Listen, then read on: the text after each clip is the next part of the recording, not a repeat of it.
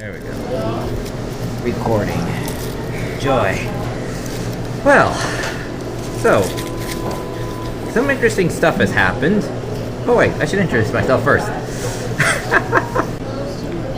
Okay. I am your host, as always, the Archivist, and with me is... I'm Ken. He's Ken now. Yeah. And, some crazy shit's going on in the media. I just gotta comment on, honestly. Yeah? Yeah. Because, okay, first off... Which is fine. I just think this one's funny because from where I stand, and of course, I do a lot of writing, that's my angle, right? So from where I stand, unless I'm specifically aiming with my story to, like, produce moans in the reader, or the viewer, right? Unless that's my specific game, it's a distraction from everything I'm really trying to do. And when I watch movies, there's a lot of movies where there's like some solid stuff going on. It's like, wow, this is intense and meaningful. And then suddenly there's a romance for some reason, and it's like, man, this broke the stride. Well, there's lots of things that break this. There's lots of things that break the stride, especially in the night at the museum. Oh yeah, everything. Everything just keeps breaking the stride. Yeah. Like we need to have a chase sequence. Oh wait, let's stop for 5 minutes and talk about our feelings. Right. What the fuck was that about? Yeah. Or I've never been so pissed off at a film since Old Yeller. Yeah, or talk about your feelings and don't have the chase sequence. And I'm not saying the movie should be one note at all. It's just that there's a timing issue here. But romance is so, again, it's ubiquitous. The reason it's so bad so often is because people just have to put it there. That's why villains are so bad, is people can't figure out how to make stories without them for some reason. And so they put villains. Yeah, so that's why Sansa Shimmer works. She's the villain done proper. The Dazzlings, why they work. They were opposite, but they worked on their not maliciousness, but capability. You know, the power they had. They came this close to actual winning because they're competent. They actually knew what the hell they were doing and did it well, as opposed to Sansa Shimmer, who had to kind of forcefully do this. Yeah. Well, and also, but they weren't. It wasn't super villain-centric, so all they really had to be were monsters. All they had to be was a problem to overcome. Like, I tend to think that if your story isn't really villain-centered, this is more true in video games than in books and movies, but it's also true in books and movies. If your story's not really villain-centered, then maybe your villain should just be a faceless horde or an evil corporation and not have a face and a personality. Because, Lego Movie, you've seen that, right? Yeah. I love the Lego Movie. The Lego Movie's villain, it's all very silly, all very light, but the Lego Movie's villain, it's about him. The movie's as much about him as it is about everyone else, and that's important. But about his what? What do you mean about his what? It's about his what? Come on, you should know this. What is it about? What is he trying to achieve? What are his goals? As well as clearly misguided. What are they about? Well, this movie is oftentimes there's two stories going on, and they actually intermingle very well, and it's about conformity, never mind. Versus control, and because you've got our hero story, which is about you don't have to be amazing. Yeah. And then in the case of President Business, like if you're talking about who he represents in the story, which is the dad, then you're talking about just being too controlling. There he goes. You're getting it. But hold on, I already got it. But your question could have been other things, because there's other ways to twist this that are valid. Because it's also about he is also in that movie's structure, which is great. I love it because it's a little bit different. He's also someone who has wrestled specialness from the void without having been anything to write home about to begin with.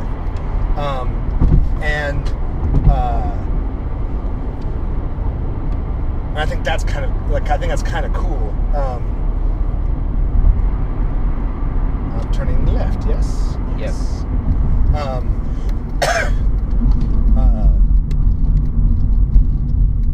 Vader's a villain you spend a ton of time with in Star Wars. That's why we like him so much. It's not just what he amounts to in the end. We liked him in the first one because he was this menacing dark figure, but he also, we spent time with it. And it became very fixated on him, especially even with the Death Star, became very fixated on him, especially once he killed Obi-Wan. Spoilers? But there we go. I'm going to turn right up here. Am I going to turn right up here? No, you're going to go down for another 2 miles. Yeah, good. All right, cool. And I turned left. I know I turned left. But I think oftentimes people just think they need a villain, and they don't. Like, you want to know what movie didn't need a villain? Up. Didn't need a villain. No one talks about him. They talk about everyone else. It's because the movie didn't need him. It just needed...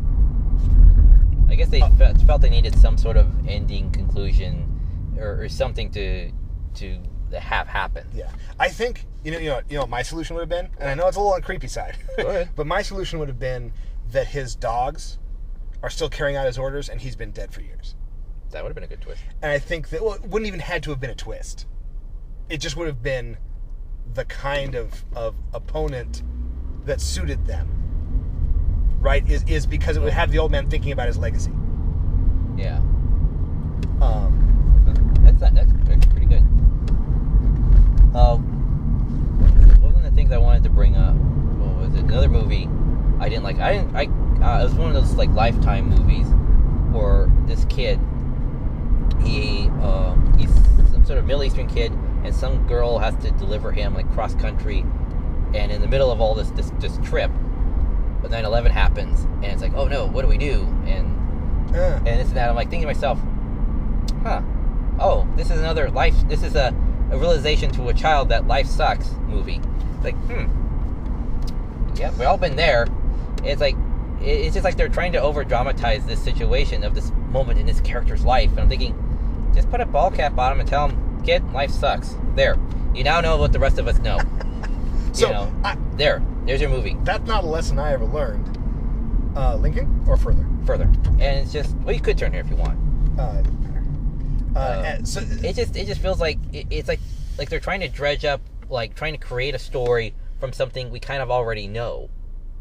And there's no such thing as a story that isn't based on something we already know. Yeah, but it feels a bit more intentional this way. No, and it's like, and it feels like the Loud and Incredibly Close Again movie, where it's like you're trying to make us care. You're setting up this obvious tragic character for us to feel for him, and that's not, what you really should be doing. You should have a character build up.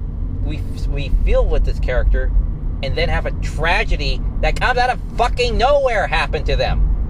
Well, it doesn't have to. It doesn't have to. I understand the appeal of it coming out of left field. I like that quite a bit myself, but I don't think it's necessary. And we see how it affects them in different ways than what we even think is possible. It should... That can be cool. I also don't think it's necessary. It just feels like it's all been done before, and they're trying to. It feels like another movie is just trying to make us care about us again. That implies something. That implies that says that there are people out there who don't believe we care. Now, this is interesting to me because maybe it's because we don't care enough. True. Someone asked me that once. Right here? Yeah. Okay. No, you could go down. It's fine. We'll just swing around the other way. Be fine. So further. Yeah, further. Just take it all the way down. It's fine. And I think that there's another argument. Then the question is, do these movies that are designed to make you care actually work on the people who don't already care? Possibly. And I actually think generally no. I actually think it only works on people who already care about this stuff. Yes? No. I think so. Oh, man. No, not Vermont. No. It's the airplane park. Yeah. I'm gonna shoot there once. Yeah. Someday. Wagner? No, I don't think so. I don't think none of these streets cross over. I don't think. Okay, all right. What street does? Okay. No, just take it down to the light. We'll just go by the 7-Eleven and come back up the other way. It'll be fine. We're gonna loop? Yeah. Okay. Let's see what else is there. But anyway, that's the trick with villains, is if it's not almost as much about them as it is about the hero, maybe you don't need one.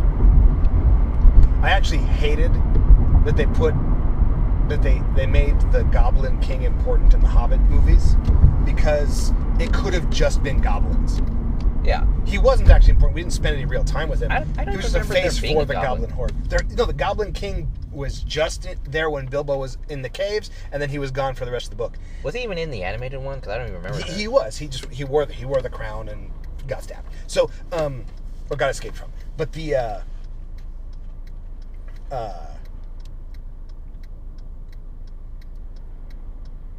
we understand the value of a villain to offset a hero, but if it's not like the coolest villain, all the villains you love to hate. Just back off. Just don't give me a villain. Don't waste my time with that character, and give me a nation or an organization or an element of society or a monster.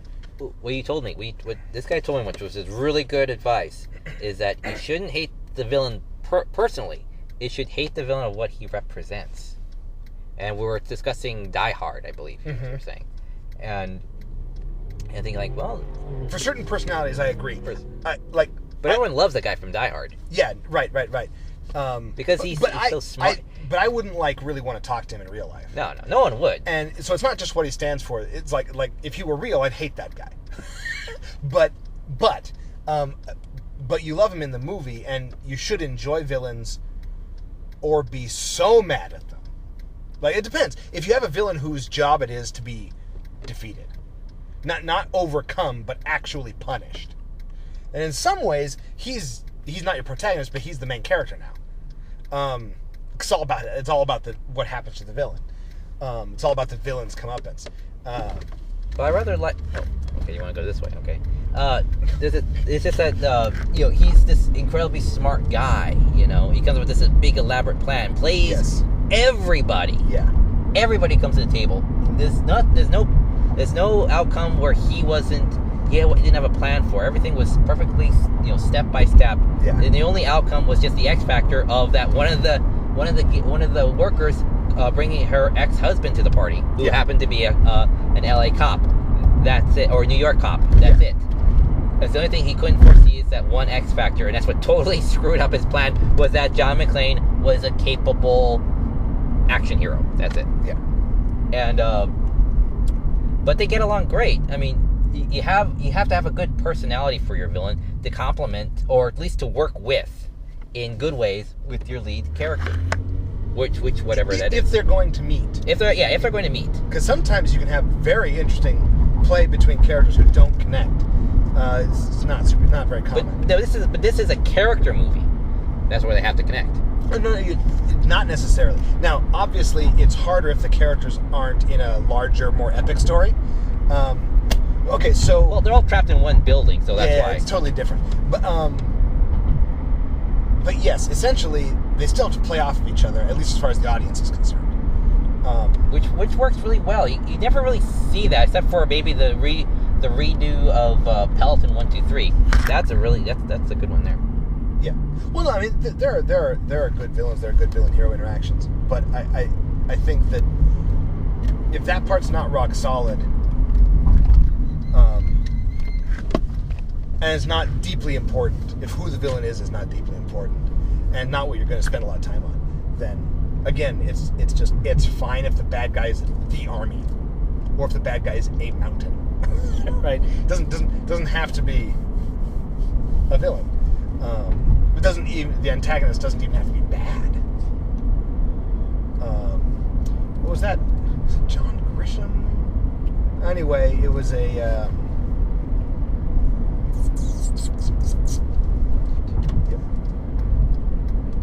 Stop. Yeah, I see it. But the.